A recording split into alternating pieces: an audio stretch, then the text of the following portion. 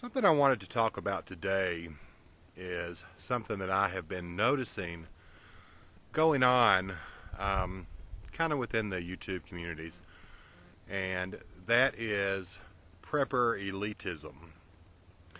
Now, what I mean by that is there are people out there who are making videos and also commenting on other people's videos about how they're not prepper material.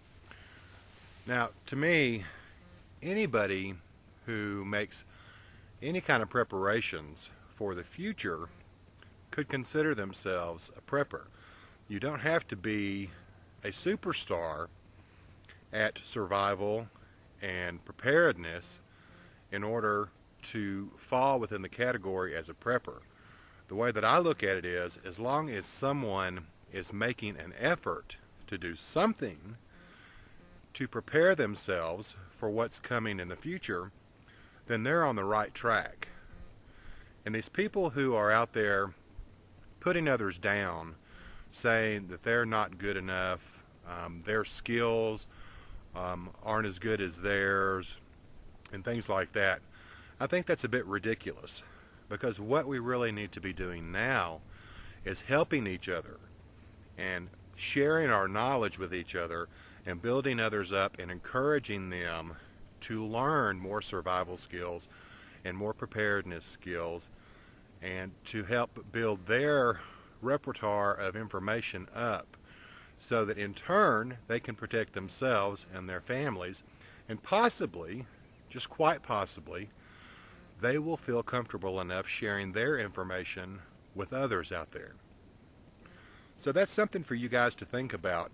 Those of you who feel like you're a little bit better than everybody else, and there are a few of you out there who feel that way. I've watched some of your videos.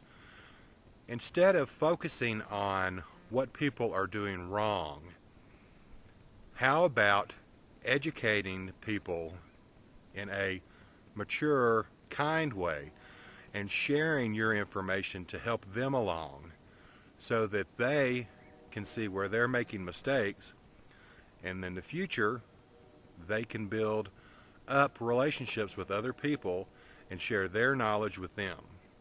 So don't think that you're better than anybody else, because really you're not. All of us are in this together, and you have knowledge about one thing, I may have knowledge about something else, that guy over there may have knowledge about something, and that gal over there, she may know something that none of us knows. So it's about all of us sharing and coming together and helping each other for what lies ahead instead of tearing each other down.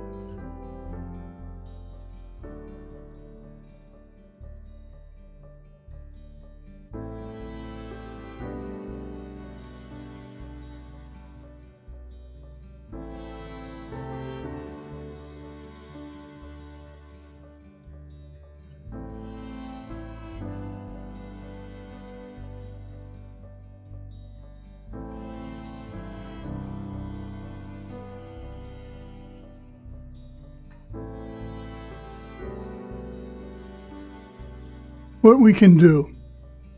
Now, all of this is spelled out in the Plan for a Sustainable Tomorrow videos. Briefly, however, I want to explain what we can do. We can plan to survive the collapse of civilization. Collapse means that governments, businesses, money, etc. are all gone. So we plan for that. And remember, planning is not actually doing. Permits are required for construction, but not for planning. Our plans are made for the contingency of economic collapse. Other contingencies are addressed elsewhere. Planning for economic collapse means that city infrastructure types of things, like water and sewer systems, will not have been destroyed, but will have been shut down instead. We plan then to turn these things back on by including organization of where, when, who to meet, and etc. We also plan to restart dams that are hydroelectric. Hydroelectricity is clean power. We plan to reactivate the electrical grid with a small amount of electricity, restore a small amount of communications, and bring humanity's platform back online. Conservation will keep our human footprints as light as possible and will eliminate waste. We plan on using daylight hours, living without heat and air conditioning, washing machines, dishwashers, etc. We plan how to grow food so that everyone is fed. Standard details and other techniques are used. As far as restoring nature goes, we plan to assemble a volunteer workforce and refreeze the Arctic. Our plans also include the required equipment.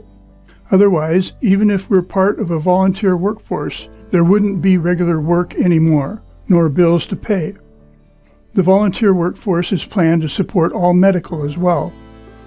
And planning also allows us to properly shut down nuclear reactors. Right now, many aged eco-warriors are hating humanity because their efforts to change us have failed, and now it appears too late.